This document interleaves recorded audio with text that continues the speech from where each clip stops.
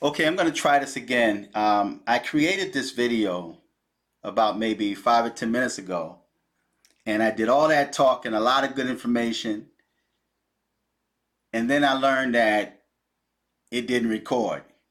It only recorded like maybe a few seconds, and that was it. So had to delete that, and now I'm starting over again. But before I get started, I'm going to put the article on the bottom. I'm not going to read it in its entirety. I'm just going to speak on it briefly. You guys can check it out for yourself. It's going to be in the description box on the bottom. Also, I'm putting my Cash App link on the bottom. And those of you that choose to donate to this channel, feel free to do so. I won't be mad. I'm sure the haters will be mad, but I won't be mad. So you can donate either at the PayPal link, click the PayPal link, or you can donate through the Cash App, which both links are on the bottom. But you see the headlines. NYPD officer involved in Eric Garner's death fired. Now there's a lot of black people that's rejoicing. They're doing victory dances, victory laps. They think this is a good thing. But don't be too quick to rejoice.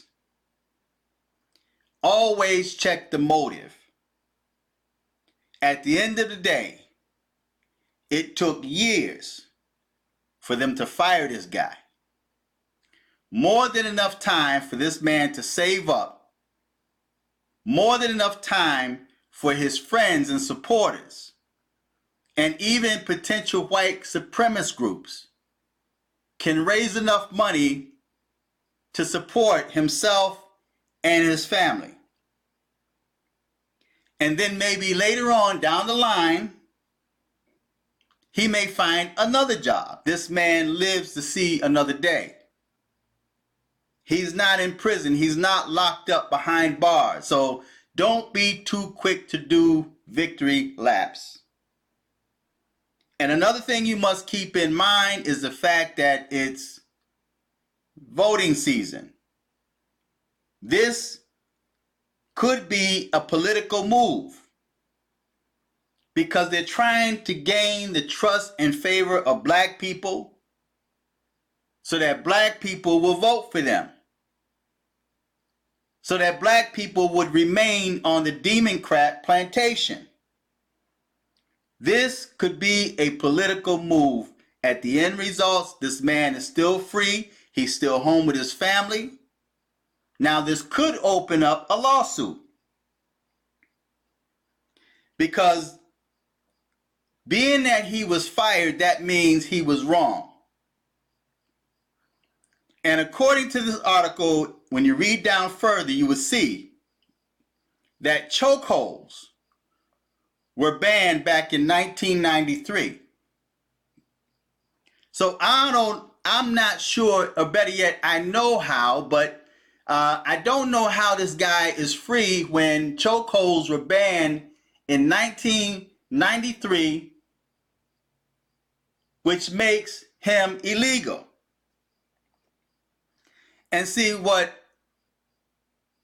people don't realize, it's easy to talk about how cops face danger every day. When people call police, they expect them to come and help them. I've heard people say that when they call the cops, don't answer. The cops shouldn't respond. The cops should stay home. But when you reward bad cops for bad policing, that not only make other cops look bad, it not only make good cops look bad, it not only put cops in danger, because we have situations like that took place in Philadelphia where you have people now that don't mind shooting back at cops. See, because cops are protected. And I just heard the commissioner recently say that, or better yet, the attorney general said that They're now going to enforce it where death penalty, if you shoot a cop, and even if you resist a cop, that's a felony charge. But see, we have cops already that's taking advantage of that by yelling, "Stop resisting," when in reality, you're not resisting. Your body is just reacting to the pain that you inflicted on their joints. And like I mentioned in the past video, when I used to wrestle, when I did Aikido, when I was into the martial arts, there's wrist locks we can do. We can lock up the joints where that person's got no other alternative but to resist. So when you're inflicting pain on somebody and their body is reacting to that pain, now you have this cop setting you up to be killed by yelling, "Stop resisting." So when cops do bad things, cops should have to face the consequences just like criminals face the consequences. Because now you have citizens now looking at cops like cops look at black men. They look at black men like every black man is a potential criminal. So they have to treat every case like they're a threat. So now you have civilians that look at every cop, good and bad, as a threat. I just read an article this morning where someone called the police because a neighbor was being beat in their back, that lived in the back of them. Police came with their guns drawn, almost shot their dog and almost shot their son that was coming down the stairs because they saw a young black boy, they feared him, they drew their firearms. Was ready to take them out. And I've always said that a scared cop really don't need to be on the force. If you're scared, you need to stay home. It's like those that join the military. It's a strong possibility you go into war. You will be shot at and potentially blown up. So if you're scared, you might as well stay home. So now you have white supremacist cops that's joining the police force just to act out their hate, because now the system is protecting criminal cops. And they know what they're getting when they hire these cops because they have to take a polygraph test. They're asked questions like white supremacy and do you have sex with animals? Do you like children? So they know what they're getting when they hire these cops. And so when you have a cop that do what this cop did with Eric Garner, and he's able to walk, he's able to go home with his family, that sends a strong message out to the community that the cops are not there to protect and serve. The only people they're protecting and serving are themselves.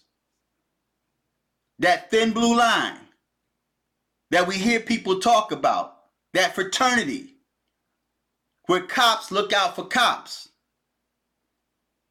But yet, we now have a spirit that's starting to rise up in the community of white and black that feels since the system has failed us, since we have no one to protect us, and even now trying to disarm us with the current state that this system is in, we now have to take the law into our own hands. This is what many Americans are now thinking. Because not only America is trying to disarm us, but yet they're taking the side and protecting violent criminal cops that act out their white supremacy behind a badge and gun.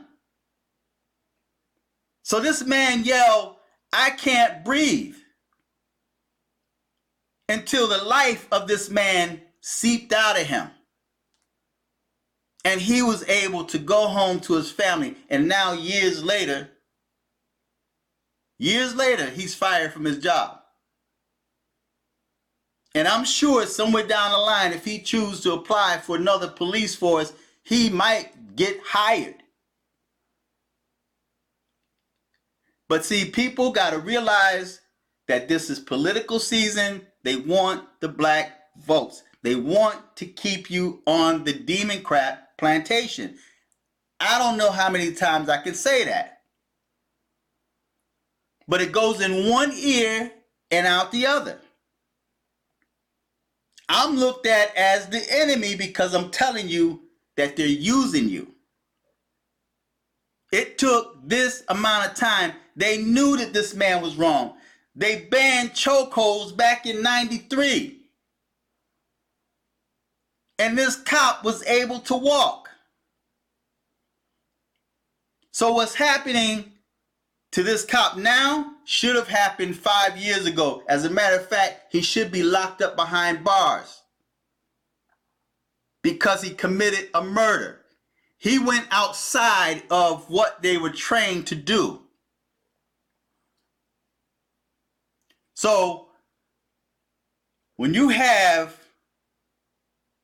bad cops committing crime and murder, planting weapons, planting drugs on innocent civilians, and then the system backs them,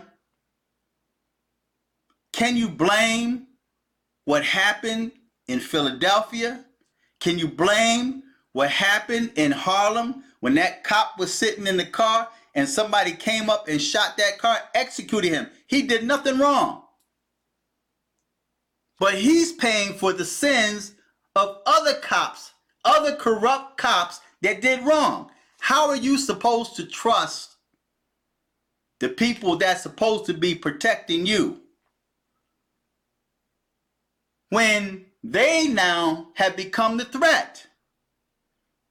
There's people that's afraid to call police because when they call the police is going to turn on them. That has happened so many times. But see now, again, black people are rejoicing. They're happy that this dude is fired. But he get to live to see another day. He spent time with his family. And more than likely, more than enough money, like in the case of George Zimmerman, how white supremacist group raised money for George Zimmerman, his legal fees, and money to go into his account, and bought his firearm, the one that killed Trayvon Martin. Why would anyone want that firearm, man, that took the life of a young, innocent boy? And different people have their own opinions on Trayvon Martin. But the fact was, he was unarmed. He was minding his business. That's like if I walk down the street or I'm driving down the street and police stop me because I'm in the wrong neighborhood and they tell me there's been a rash of break-ins. And then the cop feels justified in shooting me. Now the media puts it out there. I'm the bad guy because of my skin complexion, because I'm brown. And the public believes it because they're brainwashed to believe everything the media tells you. This is no more than to pacify the community. They want to put this to rest. They want peace and silence now that this guy is fired. Now everybody can rest and say, well, justice is served, but is it really served? The man is still free. He's still with his family. And more than likely got paid and rewarded for being a corrupt cop. So when corrupt cops are rewarded, that puts the whole police force at risk.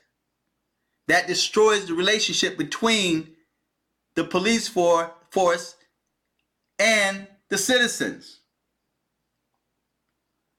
So when you reward a bad cop for bad policing,